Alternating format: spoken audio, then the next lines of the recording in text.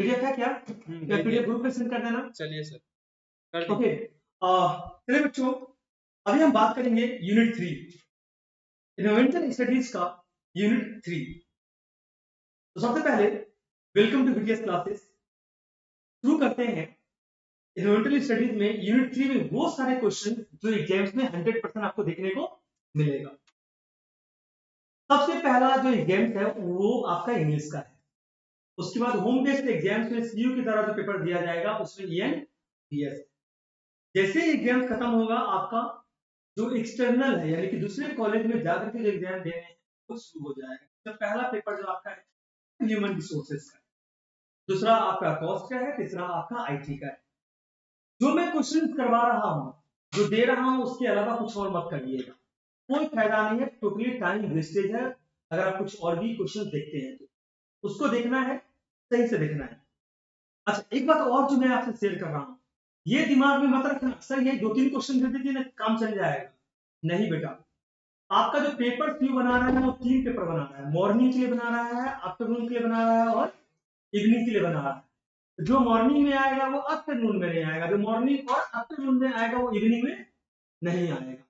तो जो इवनिंग वाले बच्चे हैं वो थोड़ा सा ये भी रहेंगे, सिंसियर रहेंगे, क्योंकि उनका पेपर थोड़ा सा ट्रिकी कर सकता है। कि हो सकता है जो पहला दो में मतलब मॉर्निंग और आफ्टरनून में थोड़ा इजी दे और इवनिंग में क्या कर देंगे, ये पिछले साल भी देखने को मिला। तो आपको तो और कुछ छोड़ के नहीं जाना है। क्वेश्चन नंबर 1 क्या है? What is environmental movements? क्या होता है एनवायरमेंटल मूवमेंट्स? एनवायरमेंटल मूवमेंट्स वो एफर्ट्स हैं जो इंडिविजुअल या ग्रुप के द्वारा किया। जैसे अभी कुछ बच्चे बोल रहे थे सर रैली निकला हुआ है। अब जो रैली निकला हुआ है कोई एक इंसान तो रैली नहीं निकाला होगा, बहुत सारे लोग मिलकर रैली निकाला होगा। तो जो एनवायरमेंटल रिलेटेड इशू के लिए आवाज उठाते हैं उसे हम एनवायरमेंटल मूवमेंट्स बोलते हैं। ये मूवमेंट्स का गोल होता है अवेयरनेस को बढ़ाना। इसको बढ़ाना, अवेयरनेस को बढ़ाना, नेचुरल रिसोर्सेज को कंजर्व करना और एनवायरमेंटल प्रोटेक्शन के लिए पॉलिसी, मैं रिपीट कर रहा हूं, एनवायरमेंटल प्रोटेक्शन के लिए पॉलिसी में चेंजेस लाना। हमेशा क्या आता है, पॉलिसी में कुछ ना कुछ चेंजेस आता है। बच्चों इन मूवमेंट्स में प्रोटेस्ट भी आता है, एडवोकेसी भी आता है, ग्रास रूट इनिशिएटिव्स भी आता है, लीगल एक्शंस भी शामिल होता है। जो pollution, deforestation, wild life conservation और सस्टेनेबल रिसोर्सेज मैनेजमेंट के लिए काम करता है। इसीलिए हम इसे एनवायरमेंटल मूवमेंट्स बोलते हैं। तो ये था environmental movements first question. Second है write short notes on Bishnoi movements. किसकी बात कर रहा हूं? बिश्नोई। बच्चों बिश्नोई मूवमेंट्स का मैं लॉन्ग क्वेश्चन का चर्चा नहीं करूंगा, आप इसको ध्यान से मेरे वर्ड को समझना, आपका लॉन्ग क्वेश्चन इसी में क्या हो जाएगा, कवर हो जाएगा। बिश्नोई मूवमेंट्स, आप सलमान खान का केसेस है ना, सलमान खान का केसेस जो था ना, ब्लैक बॉक्स को जो मतलब वो ये कर दिए थे। अब ये पता नहीं सलमान खान मारे हैं कि नहीं मारे हैं, कि कोर्ट ने अभी तक प्रूफ नहीं किया है। तो उसमें एक समाज है बिश्नोई समाज, और उसमें एक गैंगस्टर है जिसका नाम है लॉरेंस बिश्नोई। वो सलमान खान के पीछे हाथ धोकर के पीछे पड़ा हुआ है। जो बिश्नोई समाज है ना, वो एनिमल्स को पूजा करता है, वो एनिमल्स को राजस्थान में प्रोटेक्ट करने का काम। ये बिश्नोई मूवमेंट्स क्या है ये समझ लो बच्चों। इसका लीडर का नाम है अमृता देवी। क्या नाम है? अमृता देवी। और बिश्नोई मूवमेंट्स 15वीं सेंचुरी राजस्थान में गुरु जम्बेश्वर जी जो बच्चे राजस्थानी प्योर हैं, तो वो जो राजस्थान में रहते हैं उनको पता होगा, गुरु जम्बेश्वर जी की लीडरशिप में स्टार्ट हुआ था। ये एक इन्वायरमेंटल और कंजर्वेटिव मूवमेंट था जिसमें बिश्नोई कम्युनिटी के लोग वाइल्ड लाइफ और एनवायरमेंट के लिए अपनी जान तक देने को तैयार। सर ये ईयर 1730 में यानी कि 1730 में राजस्थान के खिजागली ऐसे कुछ है, सॉरी खिजरी विलेज में अमृता देवी की लीडरशिप में 363 बिश्नोई लोग अपने जान गंवाकर पेड़ों को बचाने की कोशिश करते। जब महाराजा के लोग नए महल के लिए पेड़ काटने आए थे ना, तो इन लोगों ने अपना जान दे दिया था और उस पेड़ का रक्षा, कितने लोग, 363 पीपल, अपना जान तक गंवा दिया। ये movement mainly nature conservation, tree huggings और रिस्पेक्ट फॉर लाइफ और प्रिंसिपल की बेसिस पे था, जहां पर इनका मेन उद्देश्य था जो किस तरीके से हम पेड़ों की और जो हमारे जो जीव जंतु है उसकी रक्षा कर, उसके लिए ये लोग मूवमेंट कर रहे थे। ये किस मूवमेंट की मैंने बात किया, मैंने बात किया बिश्नोई मूवमेंट्स की। किसकी बात किया, बिश्नोई मूवमेंट्स। अब नेक्स्ट जो मोस्ट इंपोर्टेंट क्वेश्चन है बिश्नोई मूवमेंट्स के बाद, ये चिपको मूवमेंट्स। चिपक मत जाना क्योंकि इसका नाम है चिपको मूवमेंट्स। ये भी कॉल्स तो है नहीं तो हम इंसान चिपक जाएगा। चिपको मूवमेंट्स 1970 के दौरान बच्चों इंडिया में स्टार्ट हुआ था और यह एक नॉन वायलेंट इन्वायरमेंटल कैंपेन था, जिसमें गांव के लोग, खास करके हमारी नारी शक्ति ने पेड़ों को बचाने के लिए अपने आप को पेड़ों से चिपका लिया। जिसको चिपको शब्द का मतलब होता है पेड़ों से जाकर के चिपक जाए, यानी हम ये पेड़ काटने नहीं देंगे। ये मूवमेंट मेनली डिफोरेस्टेशन के खिलाफ था और इसका गोल एनवायरमेंट और लोकल कम्युनिटी दोनों के लिए पेड़ों की सुरक्षा करना। बच्चों सुंदरलाल बहुगुणा ये उत्तर प्रदेश का मतलब एक ये है, क्या बोलते हो, टाइटल्स है। बहुगुणा, रीता बहुगुणा आपने नाम सुना होगा, बहुत सारा मतलब MP MLA भी आए हैं।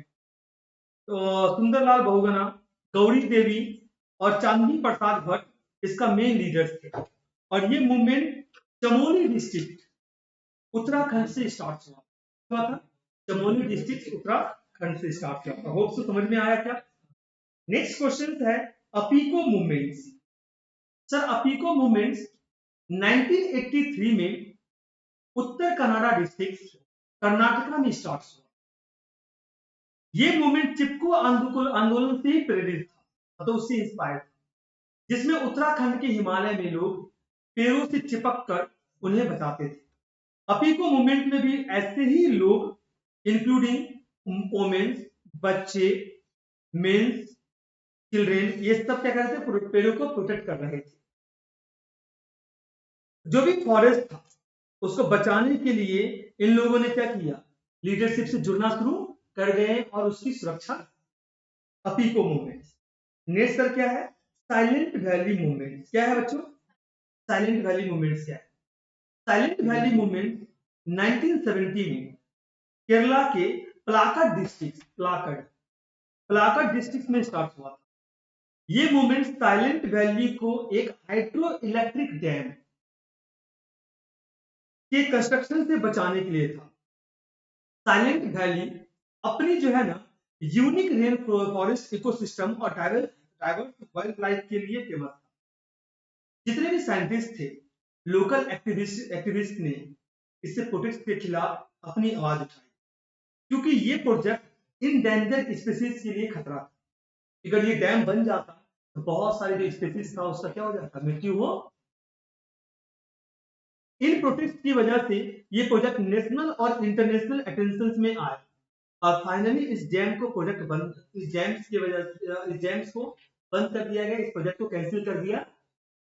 और ये सिंपल सी बात है, कोई भी चीज है, जैसे अभी आपने कोलकाता को इंटरनेशनल मैटर्स पे लेकर चले गए नहीं है, कोलकाता को आप इंटरनेशनल मैटर्स पे लेकर चले गए हो ना, तो हमारे जो चीफ मिनिस्टर्स हैं वो कई सारे वो अपने भी बात, उनका भी बात रखने का क्या होना चाहिए, जगह होना चाहिए। हम ये नहीं बोलेंगे तो क्योंकि हमारे CM है नहीं, वो अपनी बात नहीं रखेंगे, तो वो बोलना क्या चाह रहा है, मैं ये नहीं बोलूंगा जो वो गलत है कोई और सही है, कोई और गलत है कोई और सही है। ये स्टेट उनका है फिलहाल, क्योंकि वो उसकी क्या कर रहा है, चीफ मिनिस्टर है, तो आप एकदम डायरेक्टली गलत नहीं बोल सकते हो उनके बारे में। मेरा बोलने का साफ शब्दों में ये मतलब है, जो बहुत सारी चीजों के लिए वो भी आवाज उठा सकते हैं और हमें भी आवाज उठाना। हम सब किस चीज की आवाज उठा रहे हैं, जो भी इसमें शामिल है उसको मौत की सजा होनी चाहिए। हालांकि मेरे को लॉ का नॉलेज है, तो मैं आपको इतना बताना चाहता हूं, तो 2 या 10 दिन के अंदर मौत की सजा नहीं होता। एक लंबी प्रक्रिया होता है, लॉ को फॉलो किया जाता है, कई सारे हियरिंग्स होते हैं, फिर जाके सुनवाई होता है। उसमें क्या लगेगा? लंबा वक्त लगेगा। तो एक ऐसा लॉ पास करो जिससे 50 या 40 दिन या 30 दिन हो, चाहे 100 दिन के अंदर क्या हो जाए, उसको फांसी हो जाए। लेकिन गवर्नमेंट इस तरीके से किसी लॉ को पास नहीं करता। ये गलत फहमी मत रहिएगा, जो किसी भी लॉ को पास करेगा 40 दिन के अंदर उसको फांसी सजा हो जाएगा, ऐसा पॉसिबल नहीं है। क्यों सर पॉसिबल नहीं है? अगर किसी चीज को सही चीज के लिए बनाया गया है तो उसका गलत मिसयूज भी हो। तो आने वाले वक्त में अगर कोई ऐसा इंसान जिसने ऐसा कोई घटना नहीं किया है, उसको क्या कर दिया जाए, फंसा दिया जाए, तो उसको 40 दिन बिना, अगर प्रूफ नहीं मिला उसके खिलाफ या उसने अपने आप को प्रूफ नहीं कर पाया तो क्या कर देगा? लटका देगा। तो बहुत चीजों को ध्यान में रखना पड़ता है। लेकिन ये जो रेप वाला कांड है, ये अभी इंटरनेशनल मुद्दा बन चुका है। अगर गलती से 10-15 दिन अगर ये हुआ तो इसकी बात कहां पर उठाया जाएगा? यूएन में भी उठाया जा सकता है। और एक जो हमारा जो ये है, जो भी हमारा जो आपने सुना होगा, जो मानवाधिकार जो है, वो कहीं ना कहीं इसके अगेंस्ट क्या करने लगेंगे, प्रोटेस्ट करना शुरू करेगा, तब ये मामला बहुत बड़ा बन जाए। तो कहीं ना कहीं जब भी कोई भी मूवमेंट होता है हमारे इंडिया में, जैसे हो सकता है जो आपको आने वाले वक्त में जो सोशल एक्टिविस्ट है ना, ये इसको लेकर क्या करे, कोई मूवमेंट बनाए, और इससे इसका भी क्या हो सकता है, सक्षम एक आंदोलन का नाम दिया जा सकता है। इसके खिलाफ क्या किया गया था? ये आंदोलन किया गया था। सबसे ज्यादा वाइल्ड लाइफ प्रोटेक्शन को लेकर के आंदोलन किया गया, जिसमें डैम बनाने से रोका गया, पेड़ काटने से रोका गया, पानी की सुरक्षा कैसे किया जाए, जीव जंतु को कैसे बचाया जाए, इसके लिए मूवमेंट्स हुए। तो ऐसे ही था साइलेंट वैली मूवमेंट, ये बहुत कहीं ना कहीं इतनी कारगर था, जो एक डैम को बनाने से रोक दिया। सर साइलेंट वैली मूवमेंट्स देखने को मिल सकता है, टिपको मूवमेंट देखने को मिल सकता है, अपीको मूवमेंट देखने को मिल सकता है, बिश्नोई मूवमेंट देखने को मिल सकता है। ये सब आपके पेपर में देखने को मिलेगा। सर नेक्स्ट बताओ, इसके बारे में हमें लगता है आप सब हर कोई जानते होंगे, नर्मदा बचाओ आंदोलन। शायद नाम सुना होगा आपने, नर्मदा बचाओ आंदोलन एक लंबी चलने वाली सोशल मूवमेंट है जो इंडिया में शुरू हुई थी। इसका मेन पर्पस था नर्मदा रिवर पे जो भी डैम बन रहा था, उस डैम के खिलाफ आवाज उठाना, मतलब डैम नहीं बनने देंगे। खास करके सरदार सरोवर डैम, आपने नाम सुना होगा, सरदार सरोवर डैम के खिलाफ इस मूवमेंट को मेघा पाटेकर, आप इनका नाम सर्च करना, ये बहुत फेमस ये लेडी मेघा पाटेकर, हालांकि क्लास 9, 10, 7, 8 वगैरह में जो आपका जो ईएनबीएस वगैरह का बुक होगा या तो हिस्ट्री वगैरह बुक होगा, उसमें इनका नाम आया होगा, मेघा पाटेकर जैसे एक्टिविस्ट ने लीड किया। और इनका फोकस लोकल कम्युनिटीज, खास करके ट्राइबल लोगों के राइट को प्रोटेक्ट करना था, जो डिस्प्लेसमेंट्स का सामना कर रहे थे। डैम प्रोजेक्ट की वजह से इनको नुकसान हो रहा था। डैम प्रोजेक्ट की वजह से क्या हो, जहां पर डैम बनता है ना, उसके आसपास में जो लोग रहते हैं ना, उसको शिफ्ट कर दिया जाता है। अगर मैं ही आपसे बोलूं, आपको ये बोला जाए कि आपका जहां पर घर है वहां से क्या कर जाओ, आप जगह खाली कर दो, तो आपके लिए बहुत प्रॉब्लम हो सकता है गवर्नमेंट आपको जगह भी दे, फ्लैट भी दे, सब कुछ दे, लेकिन किसी भी इंसान को अपने जगह छोड़ना थोड़ा सा क्या होता है, प्रॉब्लम होता है। तो एनपीए की इंपैक्ट सोशल और एनवायरमेंटल इश्यूज पे काफी ज्यादा था, लेकिन डैम कंस्ट्रक्शन को डायरेक्टली रोक नहीं पाए। तो इस मूवमेंट ने डैम प्रोजेक्ट से जुड़ी डिस्कशन को रेज किया और अफेक्टेड इंडिविजुअल्स की रिहेबिलिटेशन का मुद्दा को उठाया, यानी जो लोग इससे प्रभावित हुए थे उसको मुआवजा मिले, उसको रहने के लिए पर्याप्त घर मिले और उनको सारा संसाधन दिया जा सके। ये कहां पर था? नर्मदा बचाओ आंदोलन। 100% एग्जाम्स में देखने को मिलेगा। नर्मदा, चिपको, अपीको, साइलेंट वैली, बिश्नोई जो मूवमेंट है, ये सब देखने को मिलेगा। बेटा दूसरा एक बात और याद रखना है, ज्यादा से ज्यादा गूगल का प्रयोग मत करिएगा एग्जाम्स। तो हम जानते हैं कुछ स्टूडेंट्स ऐसे हैं जो ये सोच के जाएंगे जो हम गूगल का प्रयोग करके क्या कर लेंगे, पास करेंगे, पक्का मार्क्स कटेगा।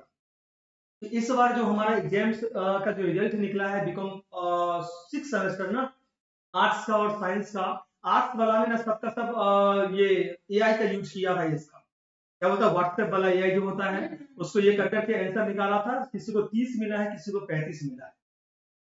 तो आप सोच लो जो आपको 20 लाना है या 15 लाना है। अब टीचर्स भी होशियार हो गए हैं, उनको पता चल जाता है जो गूगल बेस्ड आंसर और आपका जो आपके द्वारा जो लिखा जाएगा आंसर, उसमें कितना फर्क है। नेक्स्ट है question, Tehri dam. Sir Tehri dam क्या है? टेहरी डैम मूवमेंट 1990 के अर्ली पीरियड में उत्तराखंड इंडिया में स्टार्ट।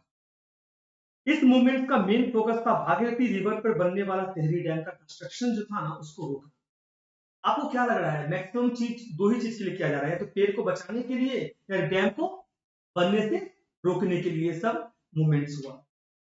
इस मूवमेंट का गोल था प्रोजेक्ट को कैंसिल करवाना, डिस्प्लेस्ड फैमिली के लिए प्रॉपर रिहैबिलिटेशन करना और एनवायरमेंट की प्रोटेक्शन करना। प्रोटेस्टर ने रैली निकाला, हंगर स्ट्राइक किया, पिटीशन फाइल किया और लीगल चैलेंजेस का सहारा लिया, जिससे मूवमेंट का नेशनल और इंटरनेशनल अटेंशन मिला। जब किसी चीज की इंटरनेशनल अटेंशन मिलता है ना तो वो डैम समझ के चलो जो ना के बराबर ही जो क्या हो बने। इस मूवमेंट ने सुप्रीम कोर्ट के ऑर्डर को यानी रिहैबिलिटेशन और कंपनसेशन को इन्फोर्स करवाया। सुंदरलाल बहुगुणा इस मूवमेंट के मेन लीडर्स थे। नेक्स्ट है आपका एनवायरमेंटल एथिक्स। एथिक्स का मतलब क्या होता है, social value, culture value. Ethics का मतलब होता है मोरल प्रिंसिपल। एथिक्स का मतलब होता है राइट या रॉन्ग। हम सबको पता है सही क्या है और गलत क्या है। आज आप आवाज उठा रहे हो कोलकाता में रहकर किसी खास चीज के ऊपर, यानी कि आपको पता है जो ये बहुत गलत हुआ, अगर आज ये चीज नहीं रुका तो इसका इम्पैक्ट काफी बड़ा पड़े, हो सकता है कल कोई और शिकार हो जाए। तो कहीं ना कहीं इसके लिए आवाज उठाना बहुत बच्चों बहुत जरूरी है।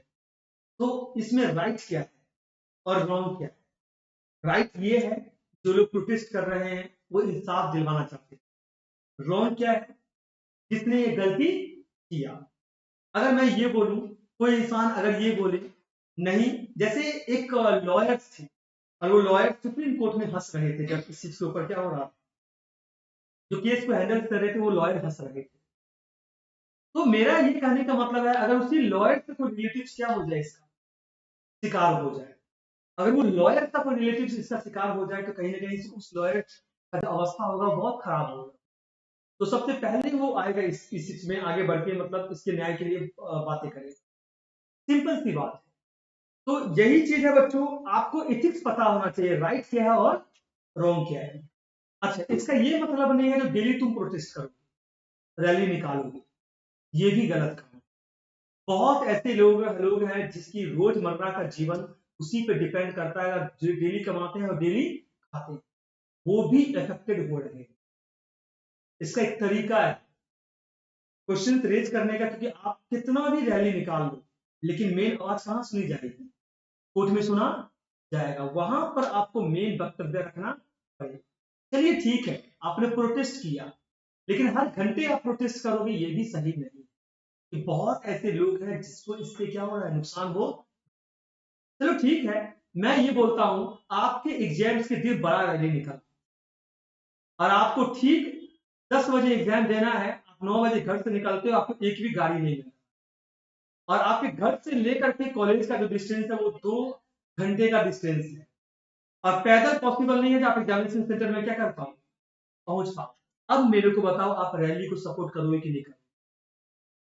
क्यों सपोर्ट नहीं करोगे, क्योंकि अब आपको नुकसान हो, इसलिए आप सपोर्ट नहीं करोगे। आप उस वक्त किसको गाली दोगे, तो इन लोग की वजह से मेरा क्या हो गया, एग्जाम छूट गया। ये इथिक्स है, यानी हमें पता होना चाहिए जो सही क्या है और गलत क्या है। तो एनवायरमेंटल एथिक्स क्या है, एनवायरमेंटल एथिक्स एक ब्रांच है जो ह्यूमन कैरेक्टर और एनवायरमेंट के बीच एथिकल जो कनेक्शन है ना उसको एक्सप्लोर करती है। इसका मेन फोकस एनवायरमेंट पे ह्यूमन कल्चर्स, रिलीजन और एथिक्स को इंपैक्ट को समझना होता है। एनवायरमेंटल एथिक्स में इशू एड्रेस करती है क्योंकि ये बताता है जो एनिमल्स के लिए आपका रिस्पॉन्सिबिलिटी क्या है, एनवायरमेंट के साथ प्रॉपर ट्रीटमेंट कैसे करोगे आप, सस्टेनेबल सोसाइटी के लिए आप क्या करोगे। ये एथिक्स एक ऐसा फील्ड है जो एनवायरमेंट की वैल्यू जो हमारा है बच्चों, उसको प्रैक्टिकली हम क्या करते हैं, एड्रेस करते हैं, यानी कि अप्लाई करते हैं। एनवायरमेंट के बारे में सिर्फ आप क्लास में और सब्जेक्ट्स में नहीं सीखते हो, निकलने के बाद भी आप सीखते हो। होली के वक्त आता है और आप क्या करते हो, कुत्ता हो या किसी के ऊपर आप रंग डाल देते हो, वो भी किससे रिलेटेड है, एनवायरमेंट से रिलेटेड है। क्योंकि रंग डालने से क्या हो जाता है ना, उसकी स्किन बर्बाद हो जाता है और उसको बाद में उसको खुजलाते खुजलाते उसकी जो वहां पर है ना फटना शुरू हो जाता है और बाद में वही उसको क्या होता है, मौत का कारण बन जाता है। तो आप इनफॉर्मल भी सीखते हो और फॉर्मल भी सीखते हो। दोनों तरीके से एथिक्स को सीखते हो। ये बताता है कि प्रैक्टिकली आप किसी चीज को एड्रेस कैसे करो, सोसाइटी किस तरीके का नेचर के साथ बिहेव करेगा, और इकोलॉजिकल जो सिस्टम्स है ना उसको सेफ गार्ड करने के लिए कौन सी पॉलिसी को इम्प्लीमेंट करेगा, किस तरीके से उसको शामिल करेगा। एनवायरमेंटल प्रोटेक्शन ऐसा एक्ट है ना, अगर किसी एनवायरमेंट को ताक पे रख करके अगर 50 तल्ला का बिल्डिंग बना दोगे ना, तो गवर्नमेंट क्या कर देगा, उसको आकर के तोड़ देगा, गिरा देगा। याद आ रहा कि आदर्श का जो और बहुत सारे बिल्डिंग मुंबई में क्या हो गया था, तोड़ दिया गया था। कोई ऐसी भी बिल्डिंग था जो 1200 करोड़ का था, 1500 करोड़ का था, बट इन्वायरमेंट की ध्यान में नहीं रखा, उसको क्या कर दिया गया, तोड़ दिया गया। तो ये बहुत बड़ा इश्यूज है बच्चों। नेक्स्ट जो क्वेश्चन है, what are the types of environmental ethics, बताओ। पहला है लिबर्टेरियन एक्सटेंशन, दूसरा है इकोलॉजिकल एक्सटेंशन, तीसरा है कंजर्वेशन एथिक्स। सर क्या है, इसमें हमें ह्यूमन राइट्स की एम्फेसाइज किया जाता है, और वो नेचर्स को अपने फायदे के लिए यूज नहीं कर सके। कोई भी इंसान अपने फायदे के लिए क्या नहीं कर सकता, नेचर को यूज नहीं कर सकता। आपको देखना पड़ेगा, नेचर को प्रोटेक्ट करना पड़ेगा। कलकत्ता में आप रहते हो, किसी आपके आसपास में अगर कोई पेड़ लगा हुआ है, बड़ा सा पेड़ है, आपको पेड़ काटने से पहले पुलिस की परमिशन लेनी, लेकिन ऐसे आप क्या नहीं कर सकते हो, पेड़ को काट नहीं सकते। ये इंट्रिंसिक वैल्यू को रिकॉग्नाइज करता है जो नेचर के पास है, बियॉन्ड ह्यूमन यूटिलिटी। ये एम्फेसाइज करता है कि ह्यूमन जो यूसेज करता है ना, वो एनवायरमेंट को किस तरीके से प्रोटेक्ट करेगा। यानी इक्विवेलेंस बहुत जरूरी है, एक ऐसा इक्विवेलेंस जहां पर हम क्या कर सके, एनवायरमेंट को प्रोटेक्ट कर सके। नेक्स्ट है, what is the importance of environmental ethics, क्या इंपॉर्टेंस है। एनवायरमेंटल एथिक्स एक क्रिटिकल फ्रेमवर्क है जो एनवायरमेंट, बायोडायवर्सिटी और रिसोर्सेज को सेफगार्ड करने में मदद करता है, क्योंकि ये प्रमोट करता है सस्टेनेबल बिहेवियर और एनवायरमेंटल इंपैक्ट की अवेयरनेस। सर सिंपल में बताइए, ये एथिक्स डिफरेंट फॉर्म्स में इंटरकनेक्टेड होता है। ये बताता है नेचर को लेकर कैसे आपको इनकरेज किया जा सके, कैसे एनवायरमेंट को प्रोटेक्ट किया जा सके, और किस तरीके से आपकी नॉलेज को गेन किया जा सके, आपके अंदर स्किल्स को कैसे डेवलप किया जा सके। हमें अच्छा, आप मेरे को बताओ, कोरोना वायरस का वैक्सीन निकला, कोरोना वायरस की वैक्सीन निकला, इसमें कौन से दो चीज था जिसका इंप्लीमेंट किया गया। पहला था स्किल्स, दूसरा था टेक्नोलॉजी, और टेक्नोलॉजी के साथ में क्या था, रिसर्च। बिना रिसर्च और टेक्नोलॉजी का कोरोना वायरस का जो वैक्सीन बन पाया क्या, पॉसिबल था बनना क्या। तो मेरा ये कहने का मतलब है, जो आपको क्या करना पड़ेगा, एनवायरमेंटल एथिक्स को पालन करते हुए इन सब चीजों को यूज करना पड़ेगा। कोई डाउट है बच्चों यहाँ तक। सर आप जरूर ये क्वेश्चन दिमाग में बैठा लीजिएगा, आप सबके पेपर में एनवायरमेंटल एथिक्स देखने को मिलेगा, मैं लिख के दे रहा हूं। एनवायरमेंटल एजुकेशन देखने को मिलेगा, और जिन बच्चों को लगता है जो काम चल जाएगा बिना पढ़े हुए, तो याद रखिएगा, तो उनके भी क्वेश्चन जो वो सोच के जाएंगे ना, उसके अलावा भी बहुत सारे क्वेश्चन देखने को मिलेगा, तो आप पढ़ के जरूर जाइएगा, इससे आप ही का फायदा होगा। मैं ये नहीं बोल रहा हूं आप वर्ड टू वर्ड पढ़ के जाओ, लेकिन आप एक नॉलेज को लेके जाओगे ना जो आप आसानी से लिख सको। सही बोल रहे हैं कि नहीं विशाखा। नेक्स्ट है बच्चों, what are the principles of environmental ethics. Principles क्या है एनवायरमेंटल एथिक्स का। देखो सबसे पहला प्रिंसिपल्स है, नेचर पर हमारी डिपेंडेंसी को रिकॉग्नाइज करना, और उसकी प्रोटेक्शन हमारा ड्यूटी है, हम नेचर को कैसे प्रोटेक्ट करते हैं। दूसरा है इकोलॉजिकल सस्टेनेबिलिटी को इंश्योर करना, यानी हमें चीजों को लेकर के रिस्पॉन्सिबल होना पड़ेगा। तीसरा है अपने एक्शंस के लिए पर्सनल अकाउंटेबिलिटी लेना, और उनके एनवायरमेंटल कंसिक्वेंसेस को समझना। चौथा है फेयरनेस का प्लान करना, जिसमें एनिमल्स, प्लांट और ह्यूमंस का वेलबींग शामिल है। एनवायरमेंटल हार्म्स को रोकने में आपको एक्सरसाइज करना, जब क्लियर साइंटिफिक एविडेंस आपके पास में अवेलेबल ना हो तब तक आप गलत कदम मत उठाइए। नेक्स्ट, सिटीजन्स को एनवायरमेंटल डिसीजन मेकिंग प्रोसेस में एक्टिवली पार्टिसिपेट करने के लिए एम्पावर करना, अभी से बच्चों को नॉलेज देना, अभी से बच्चों को नॉलेज देना। अच्छा, जो घटना हुआ है बच्चों, इसमें हम सब क्या कर रहे हैं, जितने भी हमारे घर में बहनें होंगी, बच्चे होंगे, कहीं ना कहीं अभी से उसको क्या करेंगे, हम एजुकेट करेंगे। गुड टच क्या होता है, बैड टच क्या होता है, ये सब सिखाया जाता है। तो बच्चों को एनवायरमेंट के बारे में भी क्या होता है ना, शुरू से नॉलेज देना पड़ता है, बताना पड़ता है। जो क्या सही है, कैसे एनवायरमेंट को प्रोटेक्ट करोगे। नेक्स्ट है 3 branches of environmental ethics, 3 branches के बारे में बताइए। तो बच्चों देखो, पहला तो आता है इकोसेंट्रिज्म। सर ये क्या है? ये अर्थ के इकोसिस्टम और इकोलॉजी को एम्फसाइज करता है, इसमें सब लिविंग और नॉन लिविंग एंटिटीज शामिल है। दूसरा है थियोसेंट्रिज्म, ये बिलीव करता है जो गॉड को सेंट्रल एस्पेक्ट के रूप में देखा जाएगा और इन्वायरमेंट के साथ रिलेशनशिप को एक्सप्लोर किया जाएगा। और नेक्स्ट आता है एंथ्रोपोसेंट्रिज्म। सर ये क्या है? ये ह्यूमैनिटी और इन्वायरमेंट की सेंट्रल और मोस्ट इंपोर्टेंट एंटिटी के रूप में दिखता है। सर ये आएगा, मुझे चांसेस बहुत कम लग रहा है जो ये आएगा।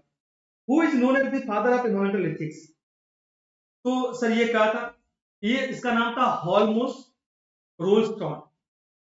ये वाइडली एनवायरमेंट एथिक्स के पायनियर माना जाता है क्योंकि उन्होंने नेचुरल वर्ल्ड की इंट्रिंसिक वैल्यू को एग्जिस्टेंस के लिए परसिस्टेंस एडवोकेसी की थी। सर ये याद रहेगा, मुझे पता है तुम लोग याद नहीं रखोगे, तो इसके बारे में डिस्कस करना सही नहीं है। नेक्स्ट एग्जाम में क्या आ सकता है सर? बायोसेंट्रिज्म। सर बायोसेंट्रिज्म क्या होता है? बायोसेंट्रिज्म बच्चों बायोलॉजिकल स्पीशीज में इनहेरेंट मोरल वैल्यू होती है और इसलिए ह्यूमन उनकी इथिकल ट्रीटमेंट्स करना चाहता है, इथिकल ड्यूटी को फोकस करता है, ऑर्गेनिजम्स पे होता है जो अपनी लाइफ में इंट्रिंसिक वर्थ को लेकर चलता है और ये रिस्पेक्ट भी डिजर्व करता है। मैं इसके बारे में ज्यादा डिटेल्स में नहीं जाऊंगा क्योंकि हम और लाइफ साइंस के टीचर्स नहीं है।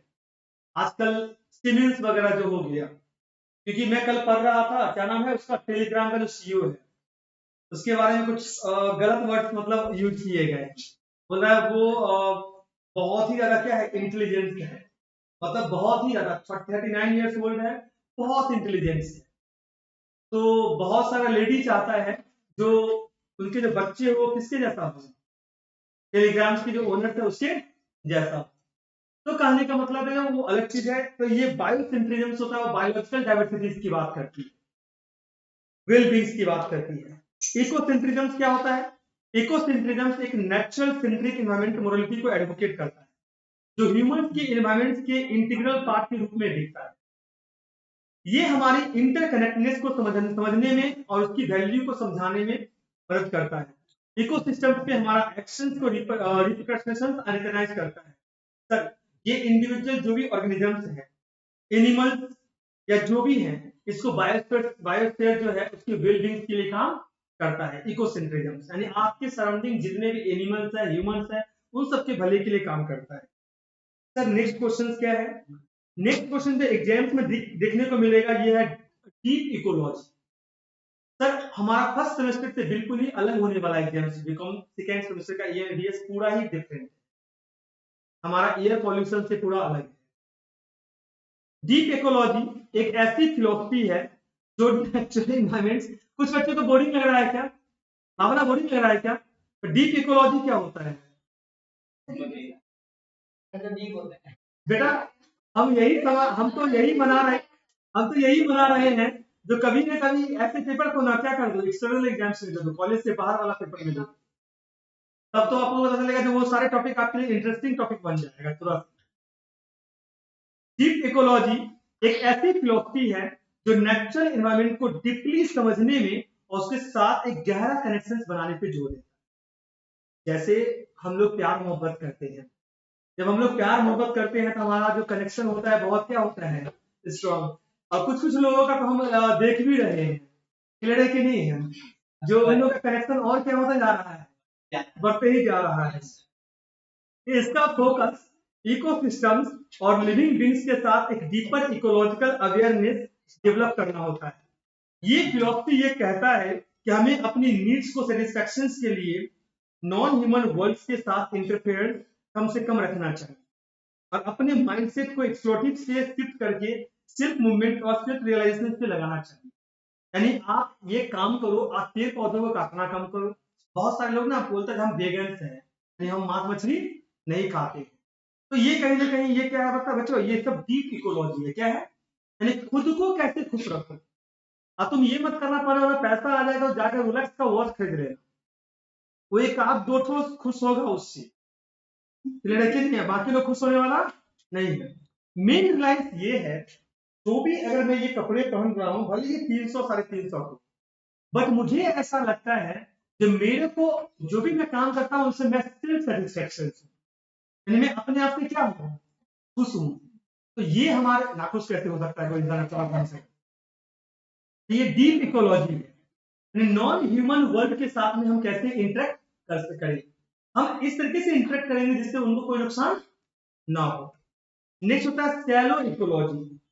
सैलो इकोलॉजी क्या होता है, ये एक ऐसी इन्वायरमेंट है जो सिर्फ स्पेसिफिक इकोसिस्टम या स्पीशीज को प्रोटेक्शन और मेंटेनेंस पर फोकस करता है, जिनके डायरेक्टली ह्यूमन इंटरेस्ट से जुड़े होने से चांसेस होते हैं। सर कैसे, देखो सिंपल सी बात है, जो हमारा, जैसे आप मान लो आपके घर में प्यारा सा पप्पी है, आपको उस सब में ये होता है कि लगा होता है कि नहीं होता है। जैसे मैं जब भी घर जाता हूँ ना, तो मेरे घर में एक डॉलर है, भले वो डॉलर नहीं देता है लेकिन डॉलर है। तो क्या होता है ना, मैं डेली उसके लिए बिस्किट्स लेकर के जाता हूँ, और जैसे ही बिल्डिंग से मैं उठना शुरू करूंगा ना, वो भौंकना क्या कर देगा, शुरू कर देगा, नहीं वो पशु पता चल जाता है। सबसे पहले गेट पे वो खड़ा रहेगा, भले वो बात अलग है कि इतना छोटा पग है जो गेट खोल नहीं सकता है, वो गेट पे खड़ा रहेगा। यानी सबसे पहले वो जाने के वक्त में भी और आने के वक्त में भी, यानी वो गेट पे खड़ा रहेगा। जब तक मैं उसको बिस्किट नहीं दूंगा तब तक वो क्या नहीं होने वाला, हिलने वाला नहीं है, तब तक वो पैर को पकड़ा हुआ है। तो ये स्कैलो इकोलॉजी ये बता रहा है ना कि आप किस तरीके से सामने वाली चीजों को प्रोटेक्ट कर सकते हो और मेंटेनेंस कर सकते हो, जिनकी डायरेक्टली ह्यूमन इंटरेस्ट से जुड़ा है ना, उसको हमें क्या करना पड़ेगा, अपने साथ कनेक्ट करना पड़ेगा। शैलो इकोलॉजी बच्चों सुपरफिशियल होती है, जैसे आप बोल सकते हो कि ये आपकी लाइफ स्टाइल की बात करती है, आपसे जुड़े हुए चीजों की बात करती है। जैसे आपकी छाया जो है वो कभी भी आपका साथ नहीं छोड़ा है कि नहीं है। तुम 10 बज जाता है, तुम घर में लेट से पहुंचो, तो गर्लफ्रेंड जरूर फोन करके क्या बंद करके खाना खाने चली जाएगी, लेकिन तुम्हारा मम्मी जरूर फोन करके पूछती होगी तुम अभी कहाँ हो, अभी तुम कहाँ हो, आप बताओ लोकेशन तुम भेजो, कितना टाइम लगेगा। हम लोग बोलते हैं ना, माँ बाप क्या होते हैं अपने बच्चे की, बच्चे जो होते हैं वो अपने माँ बाप की परछाई होते हैं। तो सेम वैसे जो चीज हमसे क्या है, कनेक्टेड है, उससे हमें क्या करना पड़ेगा, रिलायबल बनाना पड़ेगा, उससे अपने हमें जुड़ना पड़ेगा, उनके भले के लिए सोचना। नेक्स्ट सर जो बात करता हूं, यह है इन्वायरमेंटल कंजर्वेशन। किसकी बात कर रहे हैं, environmental conservation. Sir environmental conservation क्या है, एक कल्चरल इन्वायरमेंट कंजर्वेशन में ये सिग्निफिकेंट रोल प्ले करता है। आपके पास में ट्रेडिशनल नॉलेज होना चाहिए, उसकी वैल्यू पता होना चाहिए, आपको प्रैक्टिस करना पड़ता है, आपके जो लैंड है, जो आपके जमीन है, उसके साथ में आपका जुड़ाव होना चाहिए। हम लोग नहीं बोलते हैं जो ये लोग ये अपना जमीन से जुड़ा हुआ है, तो ये क्यों वर्ड यूज करते हैं, यानी कि हम लोग कितना भी पैसे वाले बन जाए, कितनी भी बड़ी जगह पे चले जाए, एक चीज को हम लोग कभी भी नहीं भूलते हैं, जहां से हम जुड़े हुए हैं वहां से हम हर हमेशा क्या रहते हैं, कनेक्टेड रहते हैं। तो ये कम्युनिटी एंगेजमेंट आपका एजुकेशन सस्टेनेबल लाइफ स्टाइल को सपोर्ट करता है, जो सस्टेनेबल को एग्जिस्टेंस को बढ़ावा देता है। क्लियर ना, आपकी जो वैल्यू बिलीफ है, ट्रेडिशनल नॉलेज है, कंजर्वेटिव प्रैक्टिस है, सस्टेनेबल प्रैक्टिस है, कल्चरल हेरिटेज है, एजुकेशनल अवेयरनेस है और लोकल स्टीवर्डशिप है। नेक्स्ट बच्चों यहां तक क्लियर है क्या। नेक्स्ट है रीसेटलमेंट एंड रिहेबिलिटेशन। तो रीसेटलमेंट और रिहेबिलिटेशन क्या है, इसका मतलब होता है उन लोगों को फिर से जगह दिया जाएगा जिनकी जगह क्या हो चुकी है, उजड़ चुकी है, यानी कि जिनको उनके जगह से हटाया जा चुका है, उसको रिहेबिलिट किया जाएगा, उनको फिर से बसाया जाएगा। जो डिजास्टर की वजह से कई बार क्या होता है, अभी अभी जैसे बात ये आया हुआ है गुजरात में, रात को पता चल रहा है कि कई सारे घर क्या हो गया, बस गया। बहुत सारी जगह आपको अब कॉमन ये दिखाई देगा, 3 4 5 जगह आपको सुनने को मिलेगा, यहाँ पर बाढ़ आ गया, वहां पर भी हो गया। जिनका घर उजड़ गया तो उनको क्या करना पड़ेगा, घर बसाना पड़ेगा। किसी का फ्लड की वजह से हो जाता है, किसी का अर्थक्वेक की वजह से होता है, किसी का सुनामी की वजह से हो, किसी का साइक्लोन की वजह से हो जाता है। तो रीसेटलमेंट का फोकस करना पड़ता है, उन्हें नए जगह पे हमें क्या करना पड़ता है, बसाना पड़ता है। रिहेबिलिटेशन की कंडीशंस को हमें इंप्रूव करना पड़ता है कि उनकी जिंदगी वापस से क्या हो सके, नॉर्मल हो सके। नेक्स्ट जो है, जो हमारे इंडिया के लिए बहुत जरूरी है, ये है population explosion and population density. Population explosion का मतलब है ह्यूमन पॉपुलेशन में रैपिड और ड्रामेटिक इंक्रीज। सेंसस नहीं निकला है, शायद निकला गया है क्या सेंसस? नहीं निकला है। 143 करोड़ इंडिया की पॉपुलेशन है, जो वर्ल्ड में नंबर 1 पे है। हमें तो लग रहा है 170 करोड़ होगा, लड़के नहीं है। अब ये रैपिडली बढ़ रहा है ना। जब आप गांव में जाते होंगे ना, पहले 4-5 साल पहले, 6 साल पहले, तो आपको खेतों में दिखाई देता था, खेतों में आपका अनाज दिखाई देता था। आज वही खेत पे रास्ता बना हुआ है और वहां पर घर बन गए हैं। क्योंकि अब क्या है ना, इस तरीके से पॉपुलेशन बढ़ रहा है, जो लोग क्या हो रहे हैं, जहां पर अनाज उगाते थे वहां पर अब घर बना करके रह रहे हैं। टिपिकली 20वीं सेंचुरी के आसपास ये देखने को मिला। ग्रोथ के पीछे इंप्रूव था लाइफ एक्सपेक्टेंसी और हेल्थ केयर जैसे फैक्टर, ज्यादा रिस्पॉन्सिबल होना। पॉपुलेशन एक्सप्लोजन काफी सिग्निफिकेंट इंपैक्ट लाता है रिसोर्सेज के ऊपर, एनवायरमेंट के ऊपर, सोसाइटी के ऊपर। हम कितनी गंदा गाली देते हैं सरकार को, बोलते हैं जॉब नहीं। अरे कितने लोगों को जॉब देगा? अगर 100 लोग को जॉब है तो अप्लाई करने वाला 1 लाख है, तो हम 10 लाख लोग हैं। पॉपुलेशन ही इतनी बड़ी है जो चाहकर भी जॉब कैसे क्रिएट होगा? बहुत सारे फैक्ट्री बैठाने पड़ेंगे। कितने इंडियंस फैक्ट्री बैठाएंगे? बहुत सारे बाहर से इन्वेस्टमेंट्स लाना पड़ेगा, बहुत कुछ करना पड़ेगा, तब जाकर जॉब क्या होगा, क्रिएट होगा। सर पॉपुलेशन डेंसिटी क्या है? पॉपुलेशन डेंसिटी वो नंबर है जो स्पेसिफिक एरिया या में रहने वाले लोगों की संख्या को डिफाइन करता है। ये कैलकुलेशन एरिया की पॉपुलेशन की एरिया का टोटल स्क्वायर किलोमीटर है ना, वहां पर कितने लोग रह रहे हैं। जैसे मैं बताऊं तो 1 किलोमीटर पे 1000 लोग रह रहे हैं। हिमाचल प्रदेश जाओगे तो वहां पता चलेगा बहुत कम लोग क्या रहते हैं, 1 किलोमीटर रहते हैं। बिहार चले जाओ, बंगाल में चले जाओ, या झारखंड में चले जाओ, 1 किलोमीटर पे हमें लगता है कम से कम नहीं तो 20-30 हजार लोग तो रहते ही हो। तो पर स्क्वायर किलोमीटर के हिसाब से कितने लोग रहते हैं? पॉपुलेशन डेंसिटी वाले एरिया में ज्यादा लोग छोटी सी जगह पे रहते हैं, जबकि लो डेंसिटी एरिया में लोग दूर दूर तक क्या होते हैं, फैले होते हैं।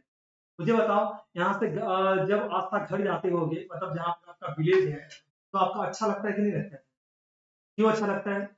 कि काफी घर क्या है, फैला हुआ होगा, है कि नहीं है? लेकिन यहाँ पर किसी फ्लैट में रहना पड़ता हो, बगल में फ्लैट है, नीचे में लोग हैं, बगल में इधर-उधर पूरा क्या है, तो छोटी लो डेंसिटी में आपको क्या करना पड़ रहा है, रहना पड़ रहा है। जबकि घर जब जाओगे, तो क्या कितनी बड़ी आजादी है।